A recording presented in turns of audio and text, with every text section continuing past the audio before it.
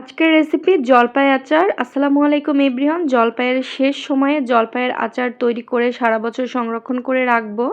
তো এখানে আমি প্রায় ২.৫ কেজির মতো জলপাই নিয়েছি। আর জলপাইগুলো আমি প্রথমেই বোটা ছাড়িয়ে নিয়েছি। আর এখন ধুয়ে নিব। ধুয়ে নেওয়ার আগে বোটা ছাড়িয়ে নিয়েছিলাম। তারপরে আমি ২ থেকে ৩ বার পানি চেঞ্জ করে জলপাইগুলোকে ভালো মতো করে ধুয়ে নিয়েছি। আর এখন সিদ্ধ করে নেব। পর্যাপ্ত পরিমাণ পানি দিয়ে আমি সিদ্ধ করে নেব। তো এজন্য প্রায় পানি দিয়ে দিলাম। যতক্ষণ না পর্যন্ত জলপাইগুলো ডুবে যাবে ততক্ষণ পর্যন্ত পানি দিবেন।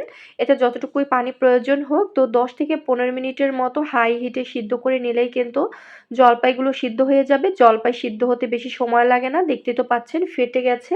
ফেটে গেলেই বুঝবেন যে জলপাইগুলো সিদ্ধ হয়ে গেছে। এখন ম্যাশ করে নিচ্ছি। জলপাইগুলো ভালো মতো করে হাত দিয়ে ম্যাশ করে নেবেন। তারপরে চলে এলাম আচার বানানোর মূল প্রসেসে। তো প্রথমে এখানে আমি ১ কাপের চাইতে বেশি সরিষার তেল অ্যাড করে দিয়েছি। ফোড়নের জন্য কয়েকটি শুকনো মরিচ আর দিয়েছি তেজপাতা আর এলাচ আর বড় সাইজের একটি রসুন কুচি করে অ্যাড করে দিলাম। আর এখানে আমি কোনো পাঁচফোড়ন ব্যবহার করিনি, কারণ এই আচারটাতে আমি পাঁচফোড়ন একটু তুলনামূলক অন্য আচারের চাইতে কম ব্যবহার করব। সেই কারণে আর ফোড়নই দিলাম না, শেষ পর্যায়ে অ্যাড করে দেব। তো তেল ভালো মতো করে গরম হয়ে গেলে তেজপাতা আর মরিচে যখন কালার চলে আসবে তখন আমি ম্যাশ করে রাখা জলপাইগুলো দিয়ে দিলাম। তো জলপাই আসলে আমি আচার বানানোর জন্য যে পাত্রে নিয়েছিলাম পাত্রটা ছোট হয়ে গেছে, তাই আমি চেঞ্জ করে নিলাম। আর এখন দিয়েছি লবণ স্বাদ মতো অ্যাড করে দেবেন। আর ঝালও আপনারা আপনাদের পছন্দ অনুযায়ী টেস্ট অনুযায়ী অ্যাড করে দেবেন। এখানে আমি ২ টেবিল চামচ পরিমাণ কাশ্মীরি লাল মরিচের গুঁড়া অ্যাড করেছি ১ কাপের চাইতে বেশি পরিমাণে চিনি।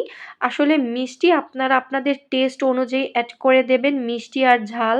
তো এখানে আমি প্রায় ১.৫ কেজির মতো চিনি ব্যবহার করেছি। তো আমি এই আচারটা একটু টক মিষ্টি রাখতে চেয়েছি, তাই ১.৫ কেজির মতো অ্যাড করেছি। আপনারা চাইলে কিন্তু আরও বেশি অ্যাড করতে পারেন যারা একদম বেশি মিষ্টি খাবেন।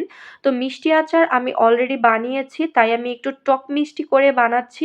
এ কারণে চিনির পরিমাণ কম অ্যাড করেছি। আর এখানে আমি কোনো গুড় অ্যাড করব না, শুধুমাত্র চিনি দিয়েই এই আচারটা তৈরি করছি। আপনারা চাইলে কিন্তু চিনির পরিবর্তে শুধু গুড় দিয়ে অথবা গুড় চিনি মিক্সড করেও কিন্তু বানাতে পারেন।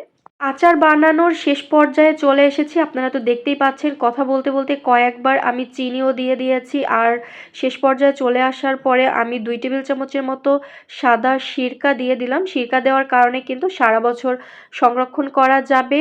ফ্রিজ ছাড়াও আপনি ডাইনিংয়ে রেখেও এটা সারা বছর সংরক্ষণ করতে পারবেন। যেহেতু আমি সারা বছরের জন্য বানিয়েছি তাই সিরকা অ্যাড করে দিয়েছি।